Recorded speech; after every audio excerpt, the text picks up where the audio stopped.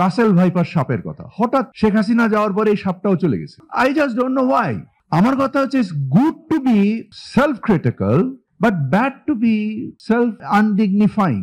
Why I'm saying it? আপনারা তো জানেন যে উপদেষ্টা পরিষদ তো পয়সা টয়সা নেয় না।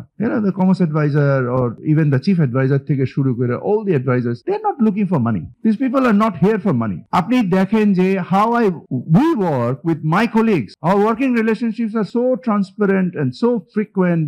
We text each other, we talk with each other, and we learn from each other, and then we work together. এটাও তো একটা enabler corruption কমার। আপনারা তো জানেন যে ইন্ডাস্ট্রিয়াল স্কেলে যে দেশে থেকে 28 লক্ষ কোটি টাকা চুরি হয়ে চলে গেছে, এখন তো দেশ থেকে এই পরিমাণ টাকা চুরি হচ্ছে না। সো করাপশন শেষ হয়ে যায়নি, করাপশন শেষ হওয়াটা difficult. What we can do, I always say that you can make it difficult. পৃথিবীতে যেরকম সবচেয়ে বেশি নকল হয় একটা জিনিস হচ্ছে US dollar. You cannot stop it, you can make it difficult. So what we need to do is we need to make it difficult. এবং আমার ধারণা এই ধরনের জিনিস যদি চালু থাকে, করাপশন কোয়ালিটেটিভলি এবং কোয়ান্টিটেটিভলি ইনশাল্লাহ আস্তে আস্তে কমছে এবং আরো কমবে। বাট এই জিনিসটাকে যদি আমরা স্বীকার না করি, যেরকম কোন একজন মনে হয় এখানে বললেন যে he finds the smooth journey of accomplishing his job, so that is a testament. এবং এই জিনিসটা আমরা যদি শুধু মানুষকে এইটাই বোঝাতে চেষ্টা করি যে না সবকিছুতেই ডিনায়াল। আমি over 33 years in business, this is my second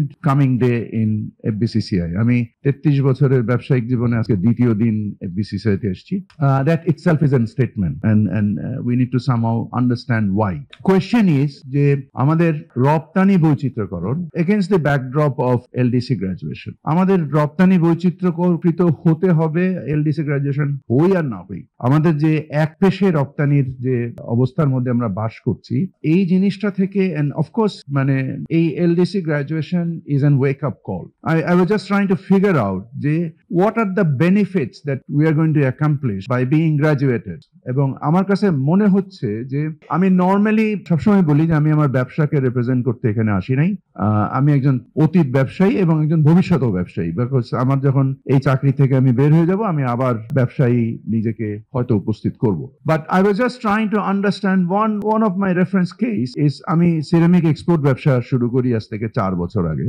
এখন যখন মজেম ভাই তখন বলছিলেন যে আমাদের হয়তো সিওজিএস এর ইমপ্রুভমেন্ট করতে হবে, আমাদের এফিসিয়েন্সি ইমপ্রুভমেন্ট করতে হবে। So I was just going back and trying to reconcile with my ceramic business. I was nobody in ceramic business, in ceramic tableware. Today, alhamdulillah, I'm the largest ceramic exporter in this country, defeating 40 years old companies, 50 years old companies. Amar mone hoy, and during the time when I was building that, and I wish to share these enablers data which made us the largest and also the profitable most company in Bangladesh. And I'm very happy to share this with you. Because আমি যখন ceramic factory টা করতে গেলাম, then I was asking the gentleman assigned for this building this project. I said, go and give me the Bangladesh's 5টা best ceramic company, total production tonnage, the pieces, energy consumption, and number of workers.